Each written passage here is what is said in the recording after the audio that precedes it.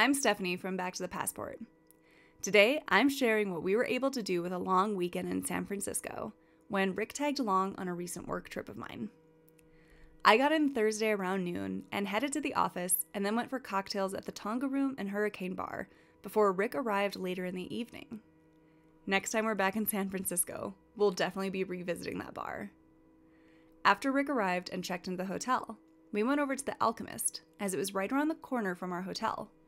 It had a fun steampunk vibe and plenty of handcrafted cocktails to start our vacation off right. We sampled the spinach and artichoke dip, the tater tots with truffle oil, and some fried chicken sliders. Friday morning, I headed back to the office for a half day, and Rick took the opportunity to catch up on some sleep. After my day ended at the office, I met him up for some cocktails with a view, and we started Friday off right with some happy hour drinks and a beautiful sunny day in San Francisco. Luckily for us, the hotel we were staying at had a rooftop bar located on the 12th floor, so we headed up to Cayo for some drinks, snacks, and amazing views. Cayo is like Peruvian-Japanese fusion, so we got some pisco sour cocktails that we paired with sushi and ceviche.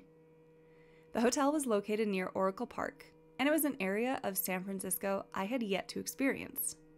The view from Cayo was beautiful and had a different perspective of the city that I hadn't seen before. After enjoying the views above the city, it was time to head down into it and explore, as this was Rick's first time in San Francisco. I absolutely adore Chinatown and just love strolling the streets and examining what the stores have to offer, smelling the scents wafting down from the Chinese restaurants, and just enjoying the neighborhood. We walked around, snapped some pictures, and then it was time to head back to our hotel to prep for the holiday party my office was having. On the way back to our hotel, we stumbled across a bar called Rick House and decided to pop in for a drink, and of course take a photo of the sign with Rick posing beneath it. Rick House was really neat, and the bartenders were so friendly and fun and easy to talk to. For a random find, it was a good one. After our drinks, it was time to head off to my company's holiday party. On Saturday, we changed hotels to be closer to some sightseeing attractions, so we checked out of our hotel near Oracle Park and made our way towards Fisherman's Wharf. It was too early to check in, but we dropped off our bags and headed back out into the city. We got some coffees and strolled along Fisherman's Wharf and visited Pier 39 to see the sea lions and take in the view of Alcatraz from afar. We stopped at Boudin to see and smell all the freshly baked bread and then went upstairs to Bistro Boudin for an early lunch. We started with the garlic sourdough bread, and then Rick opted for a crab cake sandwich, and I gave in to my inner child and went with the crab mac and cheese. We were sufficiently carbo-loaded for the day ahead. We made our way down the wharf again to Pier 33 to get on our boat to Alcatraz Island. The fog was coming in so thick that Rick did not get a great view of the Golden Gate Bridge during our ride to the island and the infamous prison, but we did get really neat views of Alcatraz. It was Rick's first time there, and I've been twice before, but I feel like I still learn new things each time I go back. It has such a unique history, and I enjoy returning there, even if it is touristy. We explored the prison cells and grounds for a bit before joining a guided tour with a park ranger. We spent about 2 hours on Alcatraz and definitely got our steps in for that day. After getting back to the city, we were in the mood for some food and drink, and I looked up wine bars in the area and found one called Union Larder, which also let us walk past Lombard Street, so Rick could see the supposedly crookedest street in the city. Union Larder had an excellent wine list and really great shareable plates. We both started with glasses of sparkling wine, before I moved on to a delicious Syrah from France, and Rick opted to go Spanish and ordered a Tempranillo. We paired our wine with a Wagyu beef cheesesteak and a charcuterie board that featured Jamon Iberico, duck roulette, and a Gouda from the Netherlands, and a goat cheese that I think came from Washington.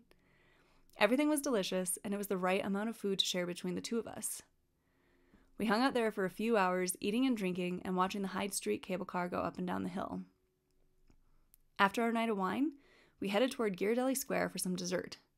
We picked up a few chocolate squares to take home with us, and then visited the ice cream shop for a sweet treat. We shared the Land's End, which features a chocolate brownie, vanilla ice cream, sea salt, caramel sauce, and hot fudge, plus whipped cream and a cherry. On Sunday, we got up nice and early as we only had a half day left in the city and called an Uber to take us to the San Francisco Visitor Center so we could get a great view of the Golden Gate Bridge, as our ride to Alcatraz did not give us one. Unfortunately for us, there was a marathon that morning, so some of the roads were closed or trails were blocked off. We were able to get dropped off and get great photos of the bridge, but we did have some obstacles figuring our route back to the hotel.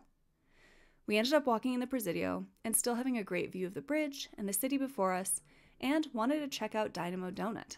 But they were closed due to the race. So instead, we headed toward the Palace of Fine Arts and then on to find some coffee. We continued exploring the Presidio and made our way toward Lucasfilm and the statue of Yoda in the courtyard. We took our pics, sipped our coffees, and called an Uber back toward Fisherman's Wharf. We stopped once more at Boudin, this time the downstairs cafe, to try the famous clam chowder in a bread bowl and share another crab sandwich. It was a yummy way to end our trip before picking up our luggage at the hotel and heading to SFO. It was a great yet quick weekend getaway, and I cannot wait until we're able to return to San Francisco again and continue our exploration of the Bay Area. Let us know what we need to add to our San Francisco travel itinerary for next time by leaving us a comment below. Otherwise, thanks for watching. Ciao!